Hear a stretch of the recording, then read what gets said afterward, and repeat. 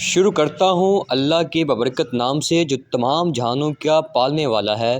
مرنے کے بعد روح کیسے پکارتی ہے؟ میت کو سب سے زیادہ درد کب ہوتا ہے؟ مرنے کی بعد کا منظر کیسا ہوتا ہے؟ اس بارے میں حضور صلی اللہ علیہ وآلہ وسلم کا فرمان جاننے کے لیے ویڈیو کو آخر تک ضرور دیکھیے گا۔ حضرت زیاد سے روایت ہے کہ نبی کریم صلی اللہ علیہ وآلہ وسلم نے فرمایا کہ میت پر سب سے زیادہ سخت حالت اس وقت ہوتی ہے جب کہ غسل دینے والا اس کو نہلانے کے لیے آتا ہے، اس کی انگلی سے انگوٹھی اتارتا ہے، جسم سے لباس اتارتا ہے، سر سے امامہ جدا کرتا ہے، اس کی روح بے چین ہو کر فریاد کرتی ہے جس کی آواز جنوبی سے کے سوا سب سنتے ہیں اور کہتے ہیں، آئین ہلانے والے، تجھ کو خدا کی قسم میرے کپڑے بہت نرمی سے اتارو، کیونکہ ملک الموت کے نیچے پنجے کی تکلیف سے مجھے پوری طور پر ابھی آرام نہیں ملا۔ پھر جب اس کو تخت پر لٹا کر اس پر پانی ڈالا جاتا ہے، درود لاتے ہیں، آئین ہلانے والے، خدا کے واسطے میرے جسم کو قوت سے ہاتھ نہ لگا، کیونکہ وہ جان کو نہیں کی سختی سے زخمی اور چور چور ہو رہا ہے۔ پھر جب نہلا کر اس کو خوفناتے میں اور پاؤں کی طرف سے باندھ دیتے ہیں تو وہ کہتی ہے، اے غسل دینے والے، خدا کے لیے ابھی سر کی طرف سے میرے کفن میں یہ رہنے لگا تاکہ میری بیوی، بچے اور تمام رشتہ دار دنیا میں آخری بار میری صورت دیکھ لیں، کیونکہ آج میں ان سے بچھڑ رہا ہوں اور اب قیامت تک یہ میری صورت نہیں دیکھیں گے۔ پھر جب اس کا جنازہ تیار کر کے گھر سے باہر نکالا جاتا ہے تو روح پکارتی ہے، اے جنازہ اٹھانے والو، خدا کے واسطے ابھی جلدی نہ کرنا تاکہ میں اپنے بال بچوں اور عزیز قارب سے رخصت ہو لوں۔ اے جنازہ اٹھانے والو، میں اپنی اولاد کو آج یتیم اور بیوی کو بیوہ چھوڑی جا رہا ہوں، خدا کے لیے میری بات ان کو تکلیف نہ دینا، میں اپنا گھر اور بال و اسباب دوسروں کے لیے چھوڑتے جا رہا ہوں، اب یہاں کبھی واپس نہ آؤں گا اور قیامت تک کسی کی صورت نہ دیکھوں گا۔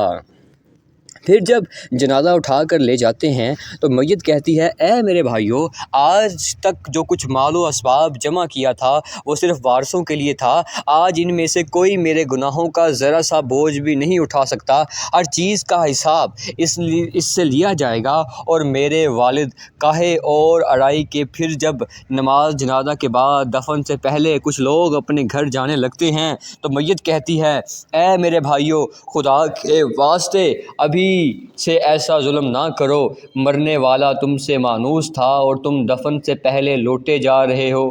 پھر جب اسے قبر میں اتارتے ہیں تو میت کہتی ہے، اے میرے وارث ہو اتر کے پانے والو، میں نے جو کچھ مال جمع کیا تھا وہ سب تمہارے لیے چھوڑا، خدا کے لیے تم مجھ کو دعائیں خیر اور فاتحہ سے بلانا بھی نہ۔ بزرگوں کا قول ہے کہ آخرت کی منزلوں میں سے قبر پہلی منزل ہے، اگر اس منزل میں نجات پائی تو اس کے بعد کی منزلیں بہت آسانی ہیں، اور اگر یہاں عذاب میں مبتلا ہوا تو آگے چل کر اس سے زیادہ سختی ہوگی۔ حدیث شریف میں ہے کہ مردہ قبر میں ایسے ہے جیسا کوئی شخص پانی میں ڈوب رہا ہو اور مدد کے لیے فریاد کر رہا ہو، پردہ ہر وقت اپنے ماں باپ، بھائی بہن، اولاد اور دوست وغیرہ حاپی پامستگان سے دعائیں خیر اور فاتحہ کا مرتضی رہتا ہے۔ جب اس کو اس کے پسماندگان کی طرف سے کوئی تحفہ ثواب پہنچتا ہے تو وہ اس کے لیے تمام دنیا اور جو کچھ دنیا میں ہے اسے محبوب اور مرغوب ہوتا ہے، اور اللہ تعالیٰ اس کے رشتہ داروں کی دعائیں خیر کے ثواب کو قبرستان والوں پر پہروں کے برابر داخل فرماتا ہے۔ موت ایک دروازہ ہے۔ حضرت عثمان رضی اللہ تعالیٰ عنہ جب کسی قبر پر جاتے تو اتنا روتے کہ ان کی داڑھی آنسوں سے تر ہو جاتی۔ آپ سے پوچھا گیا، آپ جنت و جہنم کا تذکرہ کرتے ہیں مگر قبر دیکھ کر روتے کہنے لگے، رسول اللہ صلی اللہ علیہ وآلہ وسلم نے فرمایا کہ قبر آخرت کی پہلی منزل ہے، لہٰذا اگر مرنے والا اس سے نجات پائے تو بعد کے مناظر اس سے کہیں زیادہ آسان ہیں، اور اگر اس کی تکلیف سے بھی یاد نہ پائے تو بعد کے مراحل اس سے بہت زیادہ سخت ہیں۔ اور فرمایا کہ رسول اللہ صلی اللہ علیہ وآلہ وسلم کا ارشاد ہے، میں نے کبھی کوئی منظر نہیں دیکھا مگر اس سے زیادہ سخت ہے، کیا ہمارے لیے ان قبروں میں عبرت نہیں ہے؟ دیکھیے، مالدار فقیر، طاقتور اور کمزور دنیا میں لوٹنے کی خواہش رکھتے ہیں، مال جمع کرنے اور محفل بنانے کے لیے نہیں، بلکہ اس لیے کہ کاش ہمیں ایک نماز پڑھنے کی مہلت مل جائے، کاش ہمیں ایک دفعہ سبحان اللہ کہنے کی فرصت دے دی جائے، لیکن اب ناممکن ہے۔ اب اعمال نامے لپیٹ دیے گئے ہیں، رد و جسم سے نکال لی گئی ہے، زندگی کی مہلت ختم ہے۔ اب ہر میت اپنے عمل کی مرحوم ہو کر کمرے میں پڑی ہے۔ ایک حاجت مند عثمان غنی رضی اللہ تعالی عنہ کے دروازے پر غروب آفتاب کے بعد آیا۔ ابھی اس نے دستک نہ دیکھی کہ حضرت عثمان غنی رضی اللہ تعالی عنہ کی آواز اس کے کانوں میں پڑی۔ وہ اپنی اہلیہ سے شکایت کر رہے تھے کہ چراغ کی بوٹی موٹی ہے جو تیل زیادہ استعمال کرنے کا سبب بن رہی ہے۔